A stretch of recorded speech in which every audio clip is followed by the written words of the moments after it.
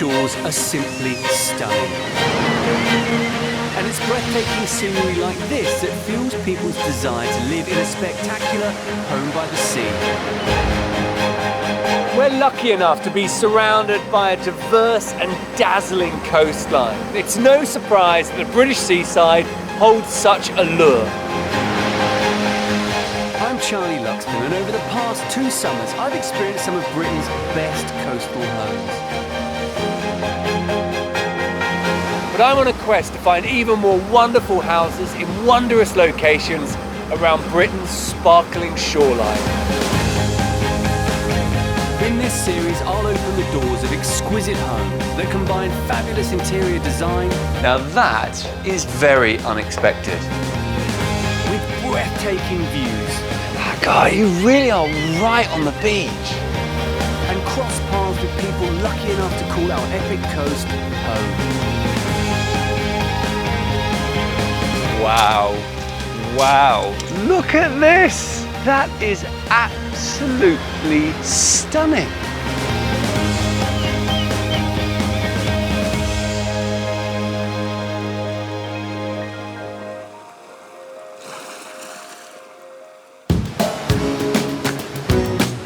This week, I'm heading to Scotland, to the crystal clear waters, pristine beaches, and rugged mountains of the Outer Hebrides. Here, twisting cottages meet turquoise seas. Modern homes celebrate bygone eras. This is lovely, isn't it? This is beautiful. Amazing furniture. And towers of ancient stone are beacons of modernity. When I was told that somebody had attempted to build a modern-day Brock, I kind of didn't believe them, but you've built a modern-day Brock. Also known as the Western Isles, 119 islands make up the Outer Hebrides, but only 14 of them are inhabited, making this island chain one of the most wild and unspoiled parts of Britain. It boasts stunning mountain scenery and harsh weather conditions. It's a challenging place in which to live, but people do, and they do so in some amazing homes. On my adventure, I'm travelling past the inner Hebridean islands of Mull and Skye to the more remote Outer Hebrides, where I'll be exploring Lewis and Harris, which, despite having 2 names, is actually one island. The southern section is known as Harris, but my first stop is Lewis in the north.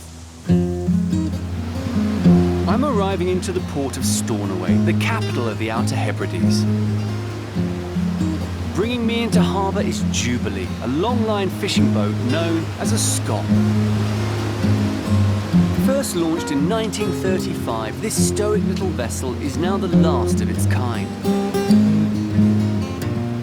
Arriving by boat, you really get a sense of just how remote these islands are. But despite that, this place has real history. People have been living here for millennia. There are structures on the islands that are thought to date back to 3000 BC. And in contrast, there are some stunning modern homes that defy these harsh conditions. And I can't wait to get ashore and start looking around.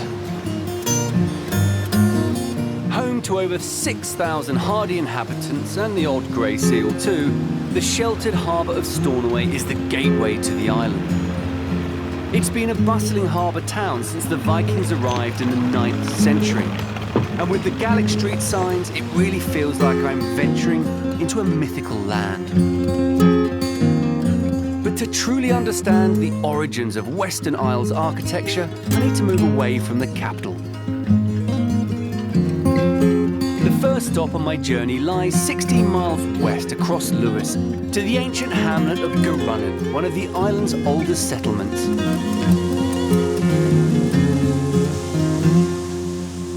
Now these lovely buildings here are known as blackhouses, and they're only really found in the highlands and the islands, and they're incredibly clever because they're evolved specifically for the materials that have been available in this part of the world for a long time. Now the main constructional material is stone, and there is plenty of that on the Hebrides. Now these walls are about 6 foot thick, with an inner wall and an outer wall, and between those is earth rammed in hard from the top, to provide some kind of protection against the wind and the rain.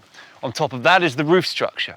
And again, incredibly clever, because basically here on the islands, there was no wood. So they would build using anything that they could find, bits of shipwreck, even whale ribs have been used. So everything you need to build one of these is available within a few hundred meters. That's ingenious. These primeval properties have shaped the architecture of many houses here, including the first property on my itinerary. I'm travelling south to Harris, which is renowned for having some of the most stunning beaches, not just in the UK, but anywhere in the world.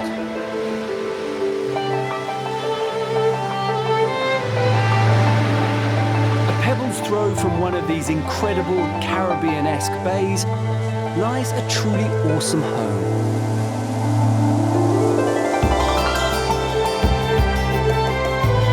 Like a swirl of wind-blown sand, this serpentine structure is a real twist on the local architecture. Boasting the largest thatched roof on the island, this 92-foot long house is a perfect symphony of stone, thatch and timber that blends effortlessly into its surroundings. It's owned by company director Paul Honeywell and his wife Helen. That's a thing of wonder. I mean, it's like a giant stone snake sort of lying in the landscape. Yeah. Yes, it is. It's amazing. It's based off the traditional houses on the island, isn't it? Yes, stone and the local materials. There's marram grass thatch and stone walls. And then twisted to what, make the most of the site? Well, yes, and the views, because every window has a different view. I suppose you're slightly spoilt with views here, aren't you? I mean, you've got down there, over here, right across to those beautiful hills. We just need them all. So you sort of a bit greedy, so you start to fold it. I want to look there and I want to look here.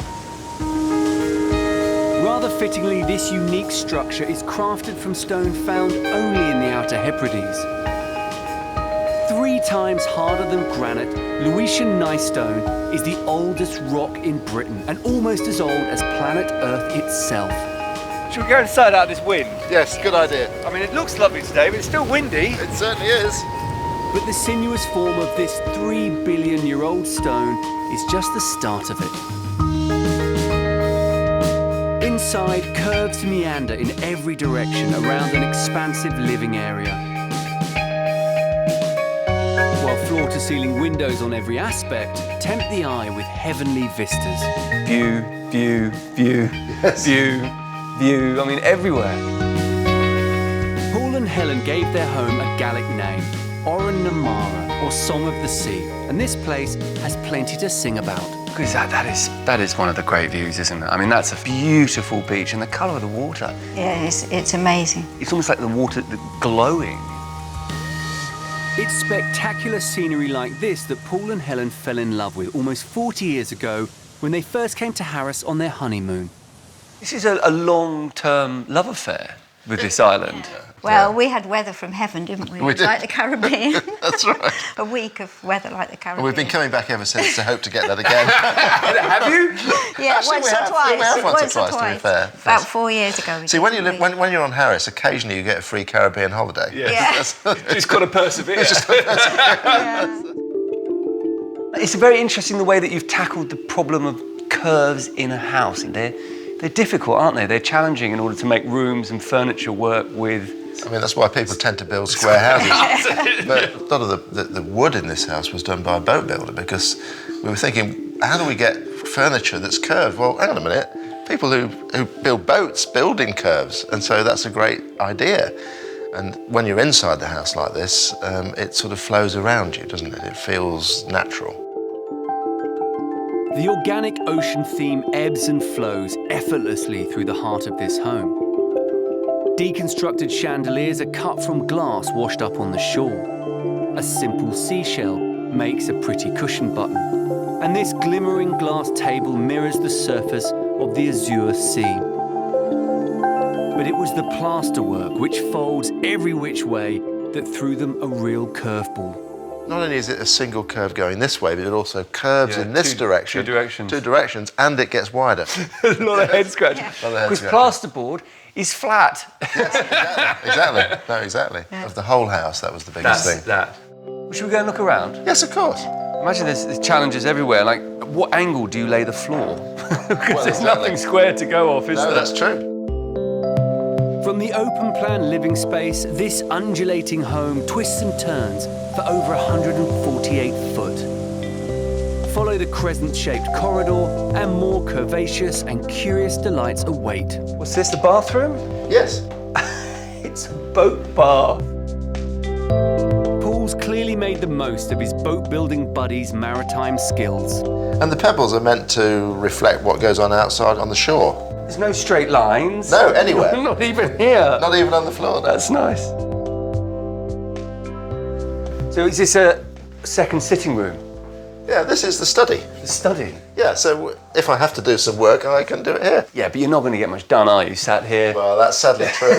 Looking at that. And I love this beautiful big piece of oak with It these is. little cat's paw prints in it. They're fantastic. I know, it's amazing that it's very basic. Primeval almost. Exactly. You know, raw and like the island. And in a home that echoes the Western Isles' architectural past, this adventurous design using age-old techniques took 15 years to plan and complete.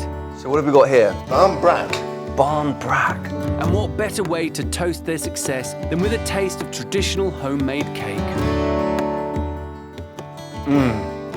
That's a good tea cake. It's nice, isn't it? Yeah. What I love about this house is that you very much worked with the traditional local architecture style, but you've twisted it and warped it to suit the site and contemporary living. And I think you've walked a very fine line and pulled it off with a lot of style. Thank you, yes. Thank you very much. To be honest with you, these views, Well, Can't they're beat beautiful. I mean, what a spot. I know. Worth waiting for. It was worth waiting for. A long time, but it was worth waiting for. Visiting Oran Namara has been a fabulous introduction to my Hebridean adventure. Later, I'll be stepping inside a designer home that grew from very humble beginnings.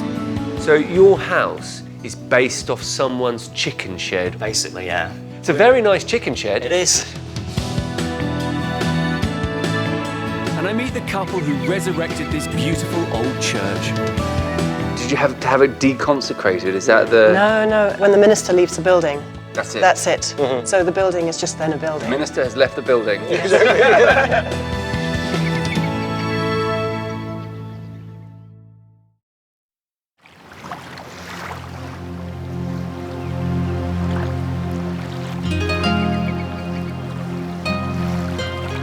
I'm in the Outer Hebrides, finding out what coastal living is like in this fabulous and far-flung corner of Great Britain. The thing about life in the Outer Hebrides is it's completely defined by the weather. They say about a lot of places that you get 4 seasons in a day. Here, you really do. And you get weather like this. It's absolutely beautiful beyond belief. And while the houses make the most of that, exploiting these incredible, enormous views, they're also built to withstand an absolute pounding by the weather that's probably just a few hours away.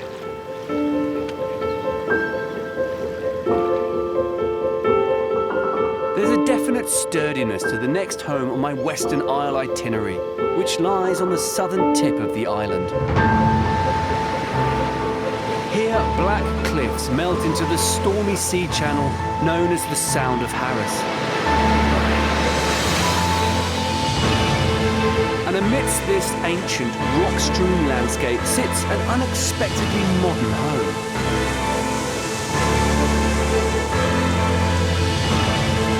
With a galvanised sheet steel roof and walls wrapped in sturdy spruce, it's an eco-cabin perched as close as it dares to the dark water's edge.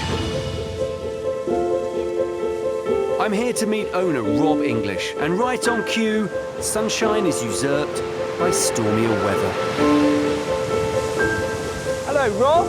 Charlie, welcome. It's you. I feel like I've come to the end of the earth out here. Not quite. You brought the bad weather with you, though. I did, didn't I? It's kind of Welcome. wild and woolly, but Yeah. it's amazing, dramatic.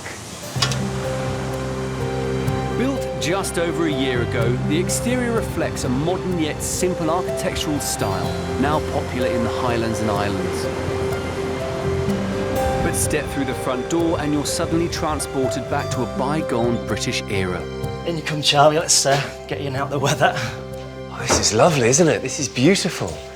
Amazing furniture. Every nook and cranny in this contemporary cabin has been lovingly filled with vintage trappings, creating an authentic mid-century feel. We were collecting the furniture before we even conceived the build, really. The daybed and chairs here are coincidentally the same ones my parents-in-law had in the 60s. Everyone thinks they're Danish. I thought they were Danish. They're not Danish. No, they're actually English. It was actually made by a company called Two Tills, based in Darlington in the northeast of England. And then this is all Urkel, isn't it? It is. It's all Urkel Jubilee. So we collected probably too many Urkel Jubilee pieces. They're lovely chairs, though. They're lovely chairs. I mean, it's just beautiful things everywhere. This iconic era is enjoying a revival, but for Rob, who's built up this collection over the last decade, it's more passion than fashion. And these restrained, modernist shapes are the perfect foil to the stark wilderness outside, which Rob and his wife fell in love with while on holiday here 7 years ago. On a day like today, with this kind of wind and tumultuous seas and mist, you really are on the edge of the world, aren't you, here? We are, yeah. I mean, it's wild today. You can get a massive swell, particularly if the wind's coming south. You can see the waves crashing over the headland there. Over that massive piece of rock, that headland? Literally, yeah. Higher than the height of the house, really. January 2015, we had a Category 1 hurricane here, so we had about 125 mile-an-hour winds, which was quite noisy, but luckily nothing came off the house. Quite noisy? Yeah. Is that something of an understatement? Yeah. Testament to the build quality, I think. It's a robust home that's certainly here to stay. Despite its modern exterior, the design actually mirrors old agricultural structures that pepper this landscape. It's a style Rob stumbled upon when his builders from a neighbouring island erected their own makeshift accommodation so they could live on site. So they came up with a design which was actually based on somebody's chicken shed down in Eriskay, believe it or not.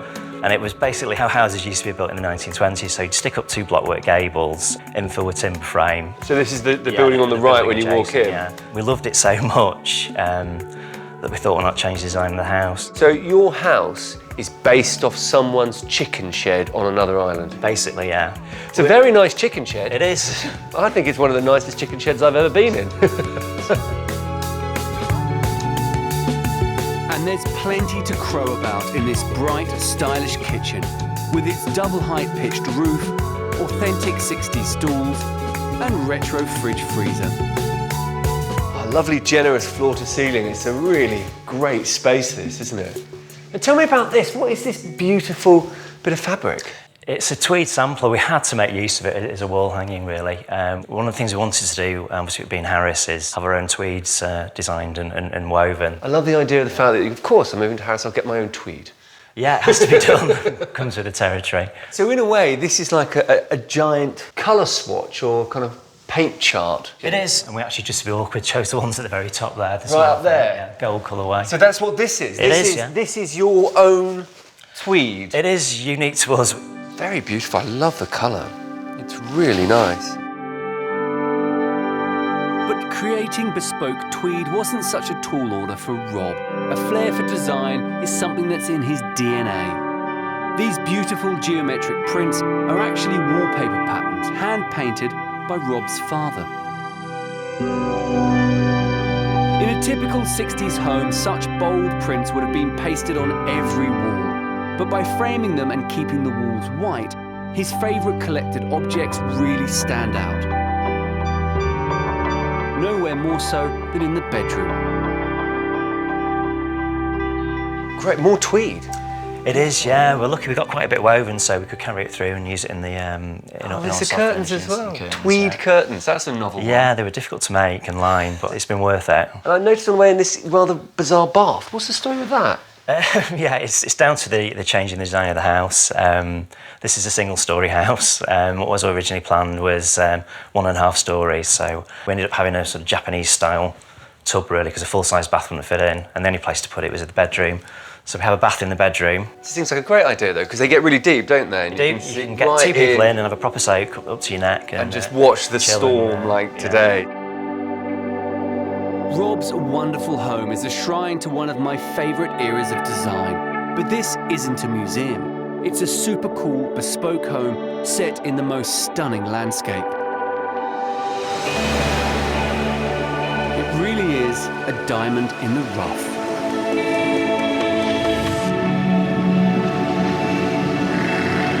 With its brooding skies and magnificent mountains, it's no wonder that outsiders want to flee the rat race and set up home here.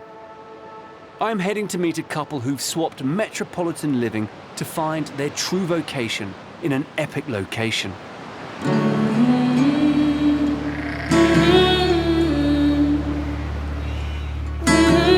Standing stoically amongst the exposed rocky outcrops in Finns Bay is the Mission House.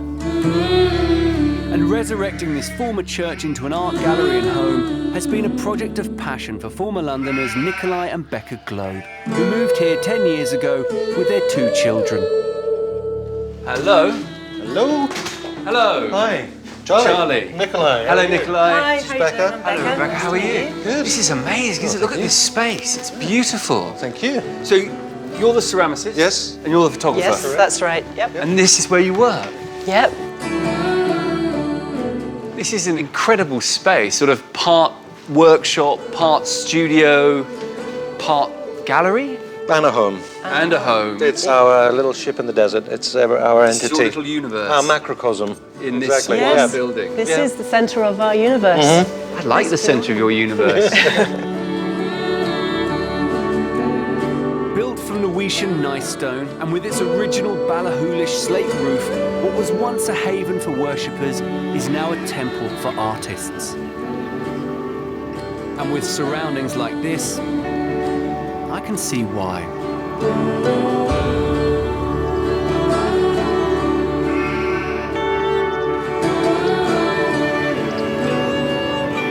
The Outer Hebrides have been described as one of the last bastions of Presbyterian worship. And while the religion is still prevalent, congregations have slowly dwindled, and many of its churches have been converted into homes. Did you have to have it deconsecrated? Is that the... No. Up here, it was when the minister leaves the building. That's it? That's it. So the building is just then a building. Minister has left the building. It's very beautiful. It's very simple, isn't it? And very kind of raw, which I really like. When we took possession of the building, it was in a terrible state. It was all sort of neglected. But we pulled away the timber lining of the walls and it revealed this beautiful stonework. And we knew that underneath was a real gem of a building. With some really kind of honest, good construction to have lasted as long as it did. Well, exactly. The church cost less than £30,000 to buy. But doing such a large-scale renovation on a low budget took a lengthy 6 years.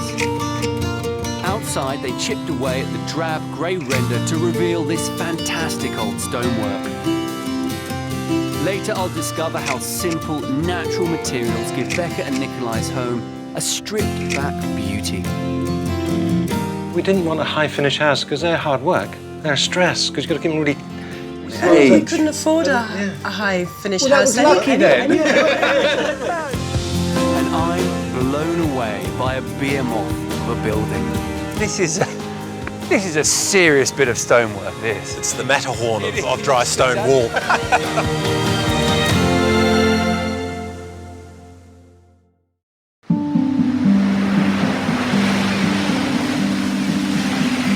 I'm wandering the remote and rugged Hebridean island of Lewis in Paris. Surrounded by such breathtaking beauty, it's no wonder artists Nikolai and Becca traded in their stressful lives in London to seek sanctuary here. Photographer Becca, who grew up on the island, scours the landscape and captures its natural beauty. While Nikolai uses clay to reinterpret the natural forms around him. These are the kind of things you do? Yes, organic, kind of geological forms. I'm also thinking This is scallop also, shells. This is very, very scallop-like, very clam-like. I mean, it's also like wind-blown sand, isn't it? Exactly. So, what are we doing? We're going to make some forms using a rock and a piece of scaffolding. However, the first step to creating my own Hebridean clam requires another low-tech tool, a stretched spring. Just peel it back. Oh, look at that. And that gives you a really beautiful texture. It's just fun, isn't it? It's just mucking about with clay. And the fun's only just beginning. Nikolai designs these fabulous forms by taking some of the oldest rocks and minerals from the island and crushing them into his work. And just grab that and drop it down on it. And then flip it over. That was very satisfying. Time for the scaffolding pole. Things are about to get brutal. You want a bash? Too hard. Mix it up a bit on these ridges so it's not too ridgy. Yeah, another one there. That's it. It's much harder than it looks. With my clam looking more like a cowpat, can the rock come to the rescue? Whoa. See, you got stuff going on there. That's quite interesting. Right, is it going to hold its shape? Now, is that going to flop? Oh, it's going to flop. I've got a flop. It's a flop. That's okay.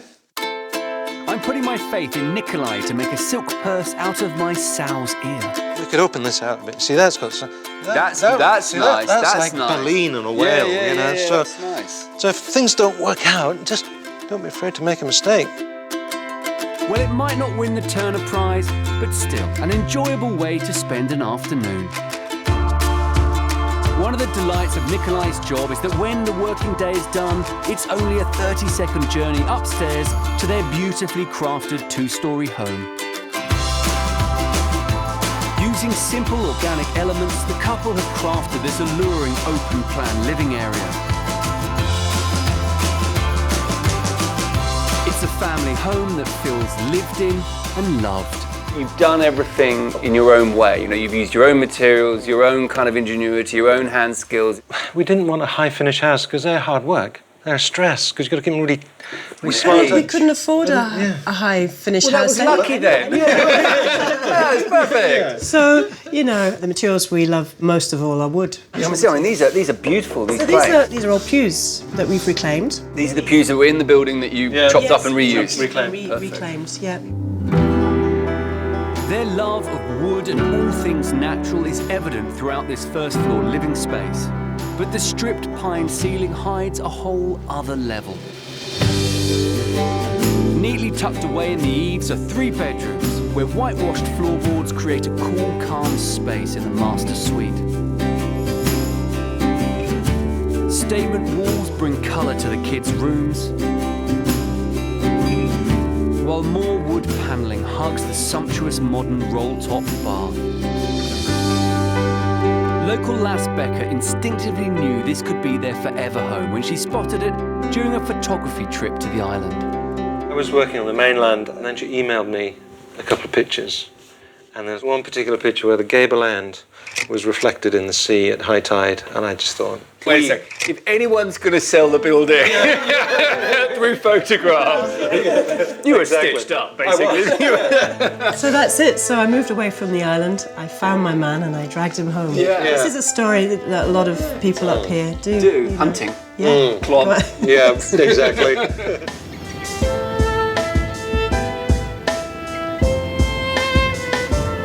Nikolai and Becca, their decision to move away from the stress of city life has really paid off. And it's given them their much longed-for life in this spectacular part of the world.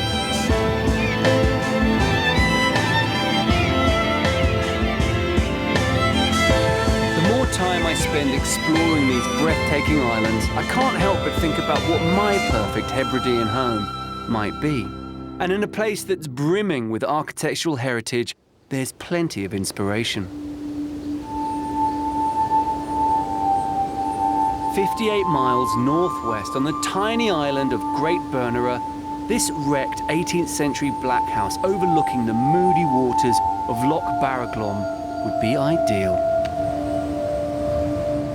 Pretty much everything's gone but this hard Lewis stone. Really simple, fireplaces at both ends, fantastic stone lintels, kind of real weight to it. to withstand the pounding that the buildings get up here in the Outer Hebrides. Ghostly ruins like this litter the highlands and islands, and I want to resuscitate this neglected property and make it fit for 21st century Hebridean life. I mean, I think the thing about these houses is that they're just sort of the perfect shape. I mean, they're almost exactly the shape that you would draw as a child. They're like almost the little house in Monopoly that you plonk down on the board. And I think I don't want to complicate that, really. I want to celebrate that. On the ground floor, I'd retain the original solid stone walls and keep the footprint the same. But it's where the roof once sat that I'd run wild and turn this black house on its head. Downstairs would become my bedroom space, and then I ditched the traditional pitched roof and instead create a butterfly roof of steel and glass to make a new second floor living area that has a fantastic dual aspect. Actually, there's two views to this house. There's the sea and the loch and the incredibly folded coastline, but there's also the rock and the hills, and you sort of get a microcosm of that from this one location. And you know what, because it's a sort of upside down house, you live on the first floor, I'm going to go for it. And there's this fantastic rock outcrop in front of the building, and I'm just going to put a bridge from right above the front door straight out to that outcrop. Leading to a terrace atop the stony platform, it would be made of thin stainless steel and provide a dramatic architectural feature in this intense landscape. And I think, done right, this would be a sort of suitable memory, a tribute, and a sort of a comment on these amazing sort of ghost buildings that you see all over the island. And I think, done right, it could be a pretty amazing house. Restoring a wreck like this would be incredible, but my ideal home is just a fantasy. Next, I'm going to meet someone who has created their dream home from a renovation nightmare. I'm heading to the tranquil fishing hamlet of Stockinish, where inlets and coves sparkle like gems. An ancient rock punctures this exposed landscape. In a setting where there are more sheep than people, I'm meeting former mechanic Johnny Hall, who has been besotted by this remote and barren land since he was a child. Well, the rock formations here are mind-blowing, aren't they? Yeah, they're absolutely amazing. It's Lucian gneiss, and it's supposed to be the oldest rock around. No, I've heard this. I've heard that the oldest rock formations in the world, or some of them, are found here. Absolutely. On Harris. Yeah. Johnny's home is built from the black stone that surrounds it. But instead of blending into this rocky terrain, it cuts right through it.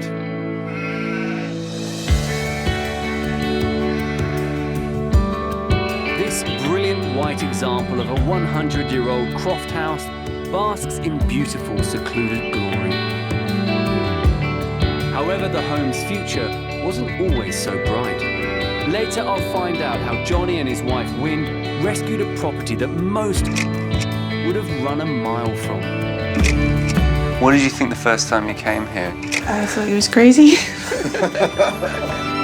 And I visit an exquisite 21st century Brock that towers over some of the best views on the island. I don't think there are many better places to put your head down at night or to wake up in the morning.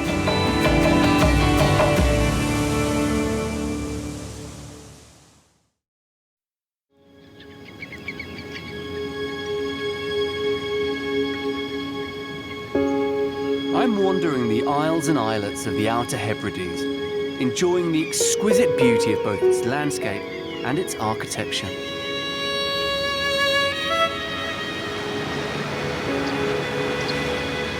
In the sleepy harbour of Stockinish on Harris, Johnny Hall has rescued this old agricultural building known as a croft house. And you've got the original kind of rough plaster. Wet dash, yeah. It's lovely. And I'm looking forward to seeing what lies behind its rustic, chalky facade. Hi. Hello. Oh, this is lovely, isn't it? It's really cosy in here. Hi, I'm Charlie. Hello, Pleased to meet you. Who are you? Cal. Cal, how are you doing? Johnny and wife Wynne have created a bright family home that oozes charm, comfort and warmth. Really nice to kind of come into somewhere that just feels this kind of cosy and calm and still. Yeah. Beautiful, really nice. What condition was the house like when you first got it? We had sheep downstairs. In here? Yeah, sheep, yeah. More than a decade of woolly squatters and the harsh Western Isle climate had left this abandoned croft in a sorry state. What did you think the first time you came here and you came around the corner and were like, what did you think? I thought he was crazy. Yeah, I just thought, oh my God, because there was tools everywhere and I couldn't move for wood and paint, and it was really a wreck. And it was freezing because there was no heating. It's not an easy climate to sort of camp in either, is it? I mean, where were you living during the work?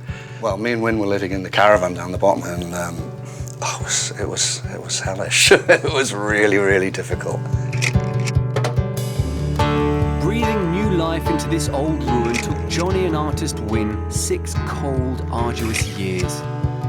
A meagre £50,000 budget meant they had to do everything themselves, including learning traditional techniques like wet dashing to give this old croft house a much-needed facelift. Because you basically make a big mix, don't you? And then you flick it, and that's why it's called With hurling, right? You know, you hurl it, you throw it. Yeah, and if you do it too hard, which we found out, then you hurl it onto the wall and you think, oh, it's all right. And then you do another one, the whole thing goes. Yeah. We have to scoop it up off the ground and then Let's try again. The blanched hues outside are echoed upstairs. Muted, milky tones create cool, tranquil rooms. From the bijou bathroom, enhanced with just a splash of colour, to this rustic bedroom with its traditional fireplace and pretty floral coverlet.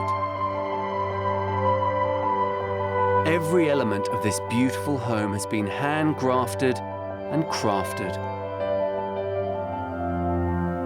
There's a lovely homemade feel to it. I mean, you know, you guys did this yourselves, and you really feel like I love things like this. Is that a bit of driftwood? It is, yeah. I've seen lots of little bits of driftwood around around the house. Yeah, we just picked them up off the shore. I reckon that'll do. Yeah. That'll do. Another one there. Yep.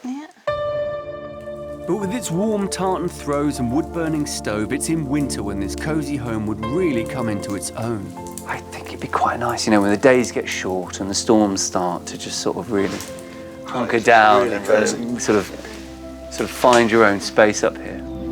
Johnny and Wynne's beautiful white house, once only fit for the flock, now stands proudly on this craggy landscape as a stunning modern example of a classic Hebridean home. The final property on my wander around the Western Isles takes its inspiration from architecture that dates back not centuries, but millennia.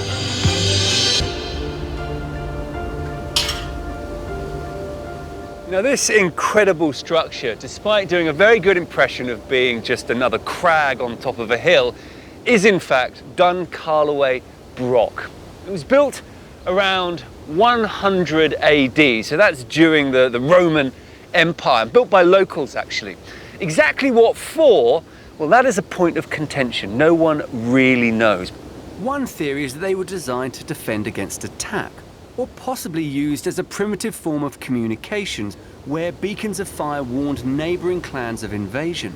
But whatever these enigmatic structures were for, they contain some very interesting building techniques, and they have been the inspiration for the next house I'm going to see, where you could say the first Broch has been built for 1,000 years.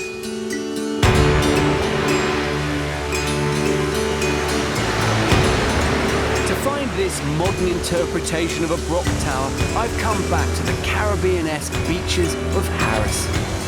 To meet New Zealander Adam Kelleher, whose grand architectural vision takes some beating.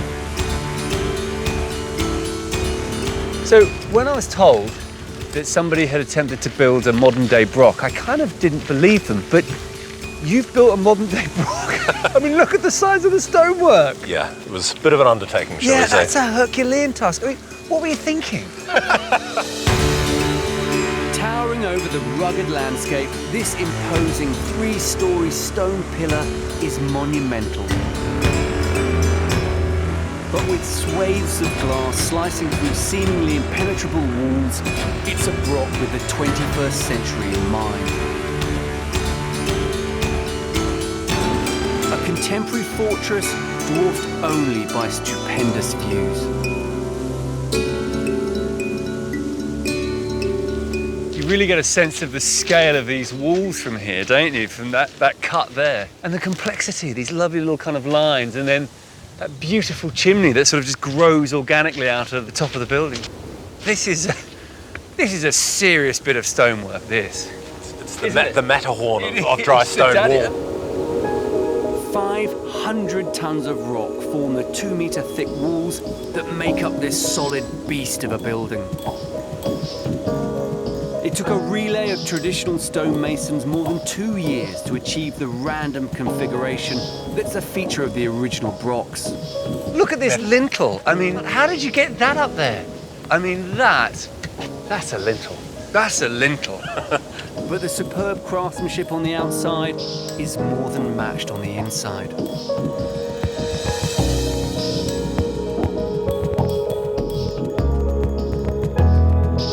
The cool contemporary elegance within the cylindrical walls is a stark contrast to its brutal exterior.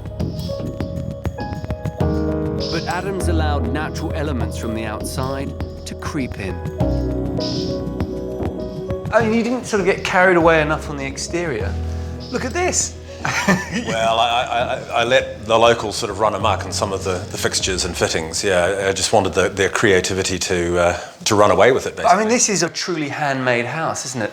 Those hinges have been made specifically. The lock mechanism. Yeah. The door is curved because you're in a curved building. Yes. That's commitment. True. I don't like straight lines. Let's put it that way. Yeah, I can see that. This is lovely as well. The kind of the cut pebbles and the metalwork. Someone's had a lot of fun. Yeah, absolutely. I mean, as much as possible, we tried to get the resources from the area itself. So there's driftwood, the stones just, you pick them up from the beach. It's chunks of old wood that you can reshape and reform. So that was what we're trying to do, that it's from the ground itself.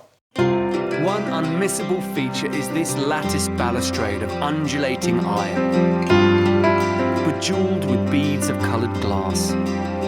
We sort of ummed and ahed for many months, and then I found the specialist group from Newcastle, and they came up and they did it in 48 hours. They bought their welders and they just did the whole thing on site, so it was integrated within the whole building.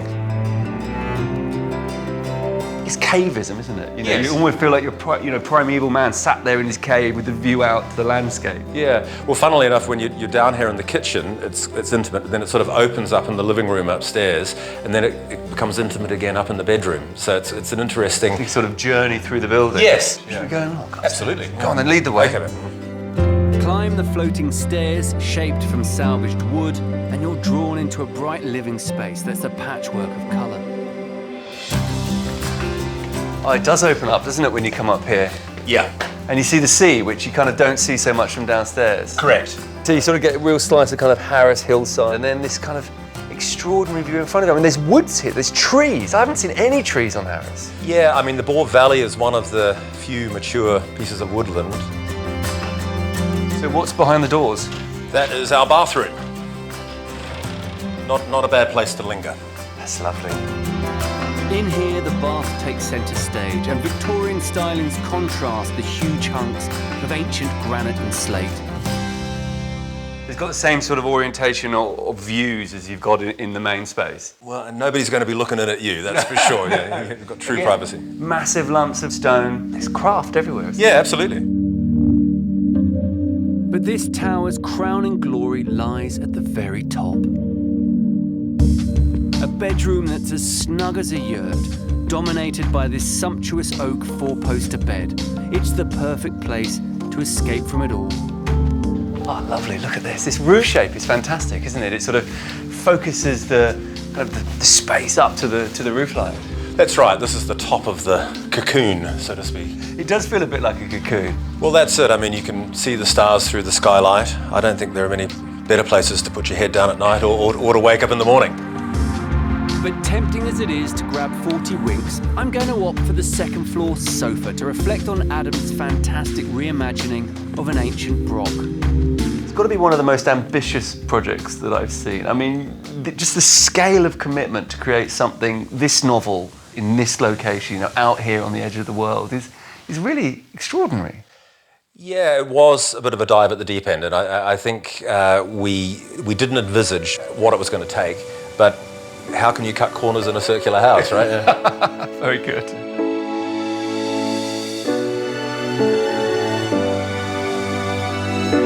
With scenery as jaw-dropping as this, it's no surprise that people are inspired to come here and build beautiful homes.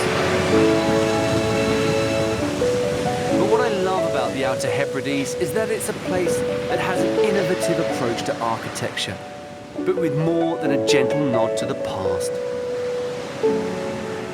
Quite rightly, people around here are fantastically proud of their history, from textiles to towers. And what has been so gratifying is that these traditions are being kept alive and respectfully reinvented by islanders and incomers alike. And I, for one, can't wait to get back up here to see what new ideas this old place will conjure up next. Next time I'm in Sussex, where modern mansions tower over magnificent beaches.